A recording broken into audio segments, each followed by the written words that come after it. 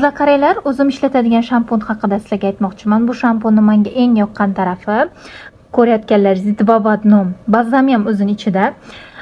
Va buni ichida avokado yog'lari bilan romashka gullari qo'shilgan. Juda ham pitательный, juda ham suyuq emas qizlar. Va bu shampunning ob'yomi 500 ml. Yarim litrlik shampun. Mana shu shampundan bitta odam olsa maza qilib ishlatadi. Ko'pincha magazindan olib kelamiz, sochimga tushmasdan, вообще sochimni terisini tushirib tashagan.